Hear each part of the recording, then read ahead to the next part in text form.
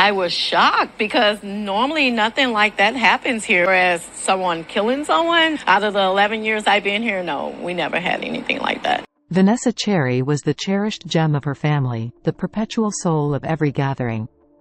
Her laughter, warm embraces, wise counsel, and above all, her affection were the joys her family and friends cherished. As a devoted single mother of 3 young children, she unfailingly ensured the well-being of her little ones. While Cherry was married, she had been living separately from her estranged husband, Cliff. They had their share of disagreements and disputes in the past, but nothing could have prepared them for the tragic events of November 9, when Cliff tragically took the life of the mother of his children. Welcome to the American Crime, Femicide channel. Please like, share, subscribe, and hit the notification button for future uploads. Vanessa Cherry, a 34-year-old resident of Centerville, Illinois, bore the responsibility of being the eldest among her 4 siblings with unwavering dedication. She took her role as the big sis seriously, offering her assistance wherever needed. According to her grieving family, Vanessa possessed a heart of pure gold. Her selflessness knew no bounds, as she constantly extended a helping hand to those in need. Vanessa had an unbridled enthusiasm for life, finding immense joy in bringing smiles to people's faces. Her effervescent personality radiated warmth that touched the very depths of your soul. Among her many roles as a security officer at work, wife, sister, and daughter, the one she held most dearly was that of a mother to her 3 beloved children. Tragically, her role as the wife of 48-year-old Clifton Davis had to come to a devastating end, a conclusion to their disputes that would prove far more dire than anything that had come before. The circumstances surrounding why Cherry was at the Super 8 motel on November 9 remains a mystery. Nevertheless, the tranquility of that evening was shattered when police received reports of gunshots, prompting their swift response. Upon arrival at the scene, they discovered Vannessa lifeless, a victim of a fatal shooting, in the passenger seat of her car. Witnesses provided descriptions that matched Clifton Davis, who was residing at the motel at the time. He was apprehended shortly thereafter at a nearby bus stop. Hope for a peaceful, restful stay, but that has not been the experience for many at a Metro East hotel. In fact, last night a person was found shot to death in the parking lot of a Super 8 in Fairview Heights. First Alert 4's Cameron Bopp is live at that hotel from 5 tonight and just off of I-64. Cameron? Yeah, Corey, it's something out-of-towners tell me they never would have expected, and they're really on the right track there. Police here reported 0 homicides in the city last year. So when a man left his wife for dead in this Super 8 parking lot, as you can imagine, it caused some concern. I was shocked because normally nothing like that happens here. A day employee Charlene Cannon says is out of the ordinary for her hotel. We might have a few little arguments or fights with a couple or something like that. After police found a woman shot to death in a car in the Super 8 parking lot in Fairview Heights. As far as someone killing someone, out of the 11 years I've been here, no, we never had anything like that. That victim's husband now behind bars in a case of domestic violence, according to police. Jared Miller was passing through with his family, staying overnight on his way back to Texas. He says, I was actually added on an extra day just for my stay here, and I happened to notice there was a slight little argument going on just right out here in the front. The husband and wife arguing all day, he tells me, but I would have never expected it. Residents say police started pulling up sometime around 5:30, and it didn't take long to find the suspect. Police say he was waiting at a bus stop around the corner.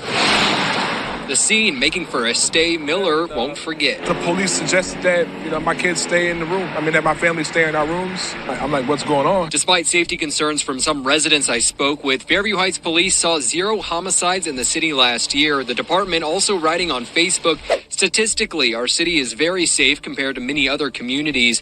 We need good people to stay and help us ensure it's safe into the future. Back at the hotel, workers is sending the same message. Our hotel is a very good hotel, and we keep it clean and we keep it peaceful here. And this just into the first alert for Newsroom. Police have now identified the suspect in this case. We'll go ahead and show you his mugshot right now. Police have identified the suspect as 48-year-old Clifton Davis of East St. Louis. He's charged with first-degree murder and aggravated unlawful use of a weapon. He's currently behind bars at the St. Clair County Jail. We've also just learned the victim, his wife, Vanessa Cherry. A family member tells me there were no signs of any domestic violence situation. Of course, we're still working to learn what exactly led up to the shooting and what the couple was doing here at the Super 8. Following the shooting, the family held a balloon release in the parking lot where Vannessa was murdered. He said something about the balloon release. I was reading that one because I'd never been to one. And I have my opinions on it. And that's okay. And you all have your opinions, and that's okay. But the one thing I thought about, Vannessa. And what Vannessa was, she had a giving spirit. I always want to help. And when I was praying, and Lord, like, what do I share with my family? What do I share? Because the hurt is real. It make you doubt God. But I know God is God. And He don't change. And I thought about Vannessa. You know what Vannessa do? Vannessa, the one thought came to my mind. Is how one Christmas she brought candy, just candy. Y'all know, you look at me and tell me I don't need no candy, but she just brought candy for everybody. For everybody, literally, for everybody. In her poorness, in her brokenness, she did that because that's the type she loved by giving of herself. She died by giving of herself. Yep. But that's the life she lived. And I think we all can take away something from that. We can. And that would be her legacy. The heart that she had. Yeah. The heart that she had. And she's not here, y'all. She's not here. She's with the Lord already. She done got her wings. We just gonna celebrate her homecoming one day. But she's already home. And she's not wandering around up here. The Lord takes his immediately. You find your resting place. But remember, she had a heart of giving, y'all. Because she loved and she loved deep. She did. I don't care how big of a fool she acts sometimes. But she loved deep. She did. She loved deep. And that is what we should remember. And when we remember her, we should smile. I don't want to remember her here. Okay? I really don't. That's why I was reluctant to come. But I don't want to remember her here. Not, I want to remember Vanessa the way I remember. All right, love you guys. It's cold out here. Okay. I'm gone. Anybody else want to say something? And I will see y'all at the funeral, whenever it is. Thank you, Charlie. Thank you, Charlie. Thank you for that beautiful prayer. And she said, don't have her funeral all sad and mopey. Make sure it's a party at her funeral. Well, it's going to be a praise party.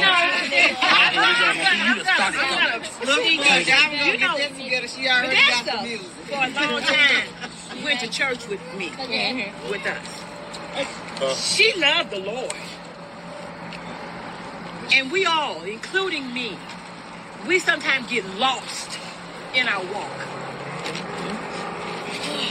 We sometimes think, but she loved the Lord. And I think, party, that was her party over, but I think we should have a funeral in the church. All right? And her pastor to do her eulogy. And reception and her pastor was Reverend Watson. Okay? Well. And a reception at the Bino, like she said. Y'all do that reception. Y'all know I just want the homegoing. Okay? I'm into the homegoing celebration. Y'all into the after. Yeah. The repast, right? Yeah. Y'all in the repast. I think that's after the repast. Yeah.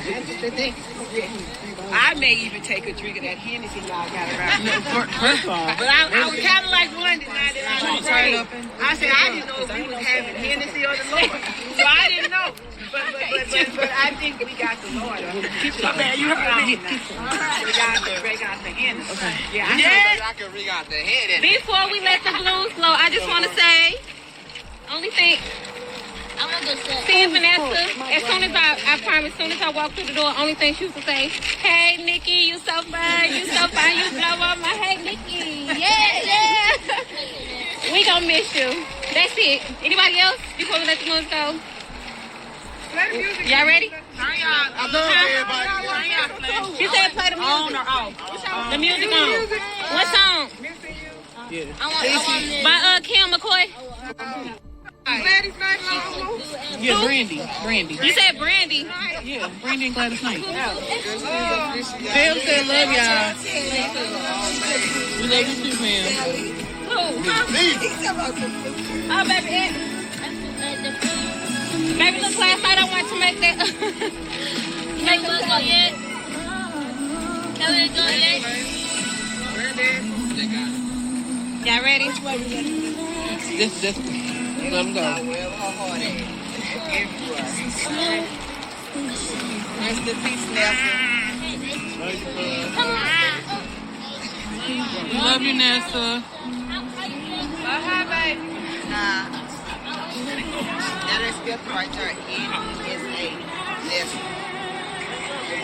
Nelson.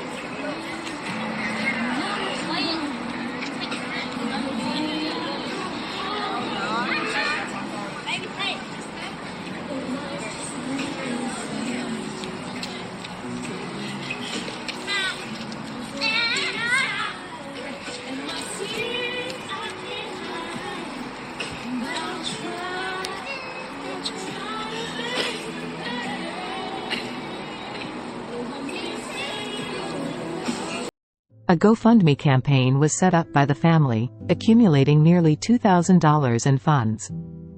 On November 21, 2023, the family bid their last farewell to Vannessa. 3 innocent children have been robbed of their mother due to the horrors of domestic and gun violence, while their father faces the grim prospect of a life sentence for his reprehensible actions. Please hold this grieving family in your thoughts and prayers during these agonizing times. May Vanessa Cherry find the peace in death that was cruelly denied to her in life.